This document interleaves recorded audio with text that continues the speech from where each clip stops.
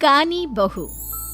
किशोरी लाल जी के बेटे राघव की शादी की बात जगह जगह चल रही थी, लेकिन किशोरी लाल जी को कोई लड़की पसंद ही नहीं आती थी। और उसकी एक ही वजह थी, किशोरी लाल जी का लालची होना। उनको लड़की वालों से मोटा दहेज चाहिए था और इसी चक्कर में एक दिन वो एक बहुत पैसे वाले के घर अपने बेटे का रिश्ता लेकर पहुंचे। उस आदमी का नाम था ओम प्रकाश।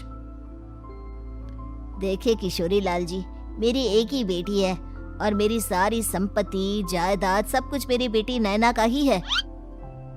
पापा, नाम से लगता है बहुत खूबसूरत होगी। कितना अच्छा नाम है ना, नैना। ओ, वैसे बात तो सही है आपकी। अब इतना पैसा है, जमीन जायदाद है, इकलौती बेटी, आप भी क्या करेंगे? सब कुछ उसे ही देंगे ना। बिल्कुल ठीक पहचाना आपने। बस बेटी की शादी और सारी जायदाद उसके नाम। पापा, बिना देखे हाँ कर दीजिए ना। इतना अच्छा रिश्ता फिर कहाँ मिलेगा? माला माल हो जाएंगे हम। मैं अपनी बेटी को बुलाता हूँ। अरे नहीं नहीं नहीं नहीं, आपकी बेटी का नाम नैना है, सुनकर ही लगता है बहुत सुंदर होगी। रहने दीजिए अंकल, मैं तो आपकी बेटी के नाम से ही इतना खुश हो गया हूँ कि उसे बिना देखे शादी करने को तैयार हूँ। अब तो मैं उसका चेहरा सीधे शादी के बाद ही देखूंगा। और इस तरह राघव नैना का चेहरा नहीं देखता और उससे शादी कर लेता है। शादी के बाद अपनी सुहाग रात पर जब राघव नैना का घूंघट उठाकर देखता है तो नैना की आंखें बंद थी। कितनी खूबसूरत हो तुम नैना, जरा अपनी आंखें खोलकर मेरी तरफ देखो तो सही। नहीं, मुझे शर्म आती है।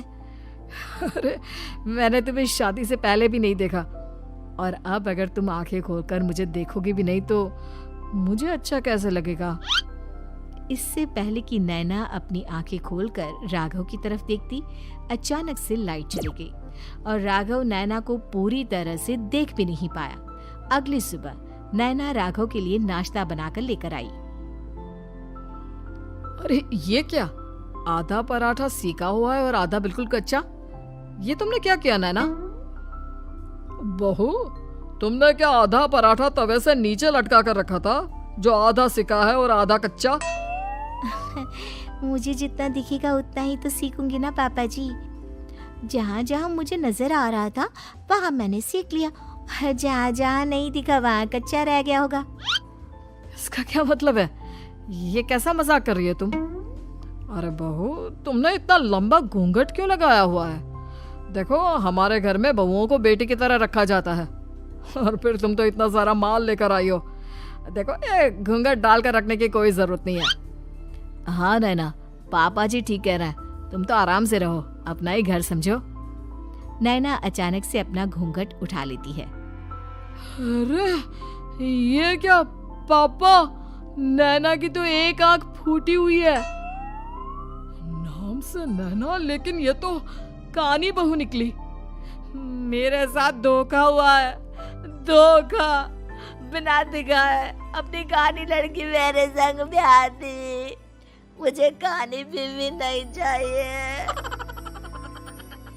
मुझे अभी ओम प्रकाश जी से बात करनी पड़ेगी। आखिर उन्होंने मेरे साथ ऐसा किया क्यों? अरे, आप लोगों ने ही तो पापा से कहा था कि आप लोग शादी से पहले मुझे देखना नहीं चाहते।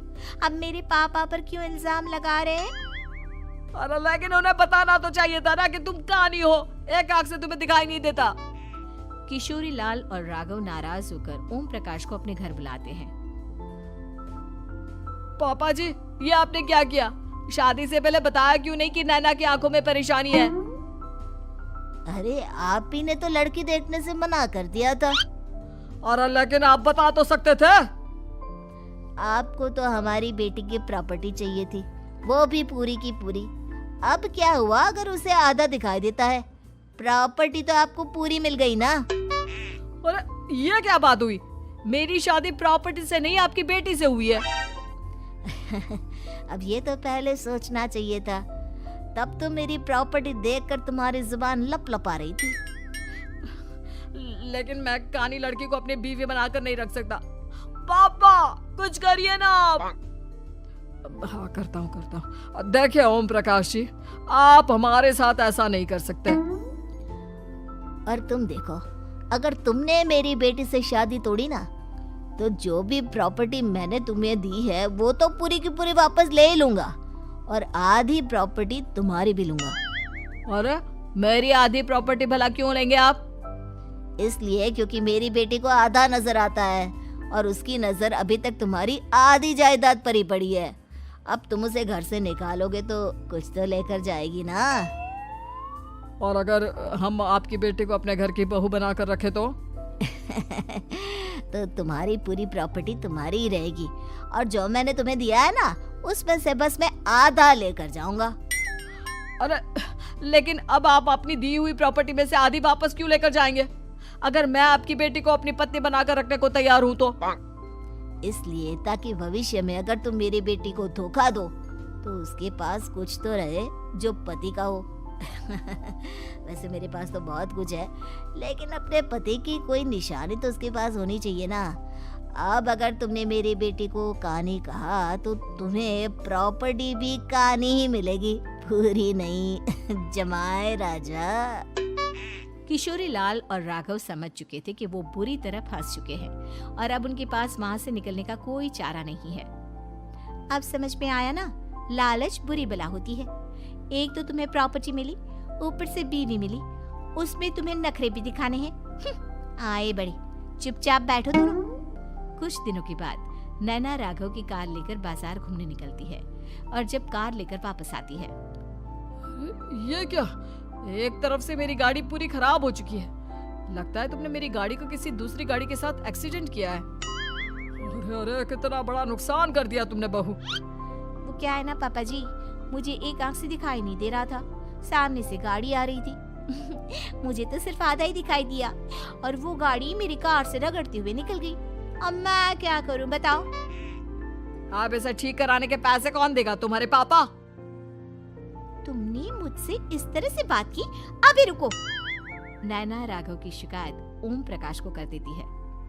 देखो राघव, अब जो मेरी आधी प्रॉपर्टी तुम्हारे पास थी ना, उसमें से आधी और मैं लेकर जाऊंगा, क्योंकि तुमने मेरी बेटी को डांटा।